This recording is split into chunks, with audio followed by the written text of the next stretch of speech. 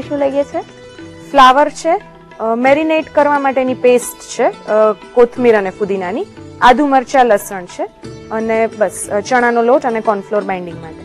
Okay, easy છે વાનગી? એકદમ ઈઝી છે. અને સમય કેટલો લાગે છે? લગભગ 10 થી 15 મિનિટ. મેરિનેશન માટે થોડો ટાઈમ દેવો પડશે એ સિવાય કોઈ ખાસ લાંબી પ્રોસેસ નથી. ઓકે, તો શરૂ કરીએ બનાવવાનું. સૌથી પહેલા ફ્લાવર ને આપણે મીઠું નાખીને લગભગ 10 મિનિટ રહેવા દેવાનું છે. અચ્છા. કારણ કે ફ્લાવરના આપણે આમાં મોટા મોટા પીસીસ લઈએ છીએ અને કાચું ફ્લાવર હોય એટલે મીઠું નાખીને જો થોડી વાર રહેવા દેશું તો એનાથી એ થોડું સોફ્ટ થઈ જશે. રાઈટ. એટલે આની અંદર મીઠું નાખીને 10 મિનિટ રાખી મૂક્યું છે આપણે. હવે આની અંદર ફ્લાવરની અંદર આપણે અલગ અલગ પેસ્ટ નાખીને એને મેરિનેટ કરવાનું છે. ઓકે. કોથમીર અને ફુદીનો સરખે ભાગે લઈ મીઠું અને લીંબુ નાખી અને એને પીસી લીધું છે આપણે. અચ્છા. લગભગ 2 કપ જેટલા ફ્લાવરના પીસીસ લીધા છે. એની અંદર 2 ટેબલસ્પૂન 2 થી 3 ટેબલસ્પૂન કોથમીર અને ફુદીનાની પેસ્ટ એડ કરીએ છીએ. ઓકે.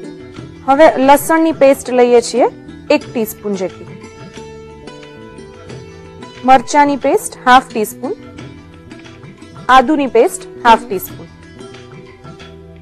અજમો લઈએ છીએ 1/4 ટીસ્પૂન જેટલો. બરાબર મિક્સ કરી દેવાનું છે આને. ઓકે. સેજલબેન, પુદીનાની ચટણી જે ઘણા લોકો બનાવતા હોય છે એમાં જ આદુ લસણ અને મરચા એવું બધું એડ કરીને બનાવતા હોય છે, તો એવી રીતે કરેલી જો તૈયાર ચટણી હોય તો ડાયરેક્ટ એને એડ કરી શકાય? હા, એ પણ એડ કરી શકાય. એ બધું સેમ જ થાય આમ તો. અને ઇનફેક્ટ આ મેરિનેશનમાં થોડું ઘણું વેરિએશન કંઈ તમારી રીતે કરવું હોય તો કરી શકાય છે.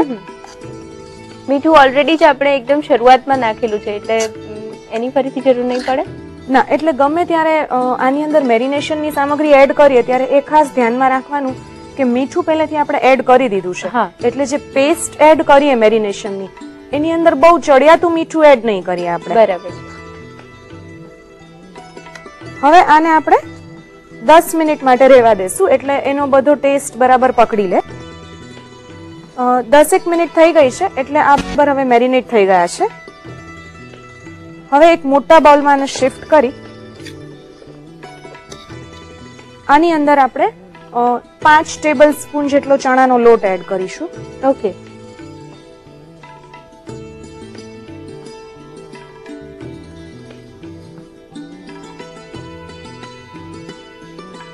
બે ટેબલસ્પૂન જેટલો કોર્નફ્લોર એડ કરીશું. હવે આને બરાબર મિક્સ કરી દેશું. ક્યારેક પેસ્ટ બનાવવામાં પાણીનો ઉપયોગ જો વધુ થયો હોય તો આમાં થોડુંક બાઇન્ડિંગ એટલે કે ચણાનો લોટ અને કોર્નફ્લોર થોડા વધારે એડ કરવા પડે. ઓકે. એટલે અત્યારે જ્યારે ચણાનો લોટ અને કોર્નફ્લોર નાખીએ છીએ એ વખતે કોઈ અલગથી મોઇશ્ચર એડ નથી કરતા?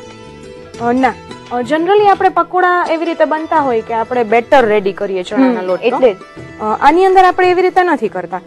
આમાં જે પેસ્ટ એડ કરી છે એનું જે મોઇશ્ચર છે એ જ મોઇશ્ચરને એબ્ઝોર્બ કરી લે એટલું જ ચણાનો લોટ અને કોર્નફ્લાવર એડ કરીએ છીએ. કોર્નફ્લાવર થી ક્રિસ્પી વધારે થશે. અચ્છા, પદ્ધતિ પણ થોડી અલગ છે. તમે કહ્યું એમ બેટર નોર્મલી બનાવતા જ હોઈએ છીએ ચણાનો લોટ કે બીજા કોઈ પણ લોટનું, જે આમાં બિલકુલ જ નથી કરતા. હા, આમાં બેટર નથી કરતા આપણે. આ કોલીફ્લાવરમાં મસાલો બધો રેડી થઈ ગયો છે. હવે ગરમ તેલની અંદર આને તળી લેવાનું છે. અચ્છા, એટલે